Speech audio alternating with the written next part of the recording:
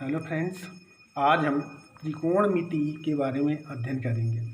त्रिकोणमिति का परिचय, जैसा कि नाम से है, इसका नाम त्रिकोण, तीन कोण। इसमें मुख्यतया तीन कोण ही होते हैं जो हमारे साइन, कॉस और टैन होते हैं, और तीन इसी के उल्टे होते हैं। जैसे साइन का उल्टा हमारा कॉसेक, और कॉस का उल्टा सेक, और टैन का उल्टा कॉट।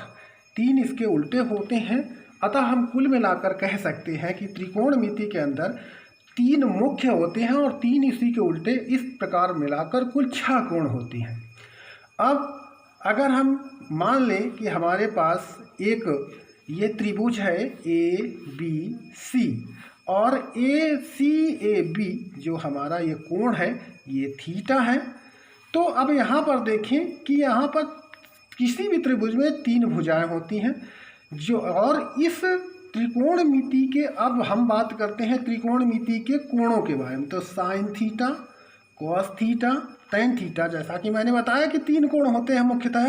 तो यही इनके 3 थीटा को अगर लेकर इस त्रिभुज में बात करें तो साइन थीटा, कॉस थीटा और टैन थीटा। अब 3 इसी के मैंने कहा था उल्टे होते हैं, अपोजिट होते हैं। तो 1/sin थीटा इक्वल टू क्या बनेगा, कॉसेक थीटा। कॉस थीटा का उल्टा करेंगे तो 1/cos theta equal to sec theta. और टैन थीटा को उल्टा करेंगे तो कॉट थीटा। यही जस्ट अपोजिट इनको भी करेंगे तो अगर कॉसेक थीटा को उल्टा कर देंगे तो साइन थीटा बन जाएगा। सेक थीटा को उल्टा कर देंगे तो कॉस थीटा बन जाएगा। कॉट थीटा को उल्टा करेंगे तो टैन थीटा बन जाएगा। इसी प्रकार अब हम बात करते हैं इस त्रिभुज में जो ये नीचे वाली लाइन है, यानी कि जिस पर ये हमारा 90 डिग्री का एंगल है, वो हमारा आधार, यानी कि इस त्रिभुज का बेस कहलाता है, आधार कहलाता है, जहाँ पर त्रिभुज खड़ा हुआ है। और BC जो लाइन 90 अंश का कोण बनाती हुई, 90 डिग्री का एंगल बनाती हुई है, उसे हम लंब कहते हैं। और दोनों लंब और आधार को जो मिलाने वाली रेखा है वो कर्ण कहलाती है। इस तरह इसके 3 पार्ट हो गए। ये पार्ट हो गया हमारा कर्ण, ये हो गया हमारा आधार, और ये हो गया हमारा लंब। अब तीनों की बात करें तो अब अगर हम इन दोनों के बीच में हमारा बनने वाला एंगल थीटा है, तो अब अगर त्रिकोणमिति अनुपात, अब त्रिकोणमिति अनुपात क्या होते हैं? त्रिकोणमिति अनुपात मतलब कि अगर हमें इस ट्रायंगल की तीनों साइडें, यानी कि आधार, लंब, कर्ण मालूम है, तो इस थीटा की वैल्यू साइन, कॉस, टैन, सेक, कॉसेक और कॉट में निकाल सकते हैं। यही हमारे त्रिकोणमिति अनुपात कहलाते हैं। जैसे साइन थीटा, अब साइन थीटा लेंगे तो साइन थीटा का मतलब होता है लंब बटे आधा कर्ण, लंब बटे कर्ण, यानी कि लंब या BC, ये हो गया हमारा BC, और कर्ण हो गया CA। तो ये हो गया साइन थीटा इक्वल टू लंब बटे कर्ण। कॉस थीटा की बात करें तो आधार बटे कर्ण, आधार ये है, कर्ण ये है, तो यानी कि हमारा हो जाएगा AB और AC।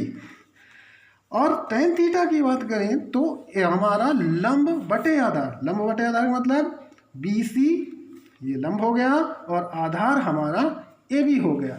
अब मैंने कहा था जस्ट अपोजिट 3 इसी के होते हैं। अगर हमें कॉसेक थीटा निकालना है तो या तो डायरेक्टली जो हमने साइन की वैल्यू निकाली उसी को उल्टा कर देंगे, 1/, कर देंगे तो हमारे कॉसेक थीटा की वैल्यू आ जाएगी। या हम डायरेक्टली अपने इस त्रिभुज से निकालना चाहें तो इसी का, जैसे वो लंब बटे कर्ण था, अपन इस बार क्या कर देंगे, कर्ण बटे लंब कर देंगे, तो इसकी वैल्यू प्राप्त हो जाती है, यानी कॉसेक थीटा निकल आता है। यही चीज़ सेक में है, जो कॉस में हमने निकाली थी, इसी का उल्टा कर देंगे, कर्ण बटे आधार।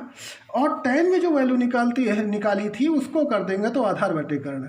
यही हमारे त्रिकोणमिति अनुपात। लेकिन त्रिकोणमिति अनुपात निकालने के लिए शर्त यह है कि ये आवश्यक है कि उनके बीच बनने वाला कोण 90 अंश का होना चाहिए, यानी कि हमारा जो त्रिभुज है वो समकोणीय त्रिभुज होना चाहिए। उस 90 डिग्री का एंगल उसके लंब और आधार के बीच में होना चाहिए, तभी हम त्रिकोणमिति अनुपात निकाल पाएंगे। अब कभी प्रश्न ऐसा आ जाता है कि हमारे पास त्रिभुज की केवल 2 भुजाएं दी होती हैं, तीसरी भुजा हमें ज्ञात करनी पड़ती है, तभी हम त्रिकोणमिति अनुपात निकालते हैं। उसके लिए हमें पाइथागोरस प्रमेय का प्रयोग करना पड़ता है। पाइथागोरस प्रमेय जो कि हम पहले से ही पढ़ते आ रहे हैं, एक बार फिर देख लेते हैं। कर्ण का स्क्वायर यानी कर्ण का वर्ग बराबर आधार का वर्ग धन लंब का वर्ग। कर्ण का वर्ग यानी कि ये भुजा वाली भुजा सबसे बड़ी भुजा AC स्क्वायर इक्वल टू, फिर दूसरी में क्या है, AB square plus BC square, इसको स्क्वायर कर देंगे। अब AC निकालना है तो वर्गमूल लगा देंगे और दोनों की वैल्यू ऐसी ही रहेगी, AB square plus BC square. तो अगर हमें कर्ण निकालना है और बाकी की आधार और लंब दिया है तो वर्गमूल आधार का स्क्वायर धन लंब का स्क्वायर करके जोड़ देंगे और दोनों का वर्गमूल निकालेंगे तो कर्ण निकल आएगा।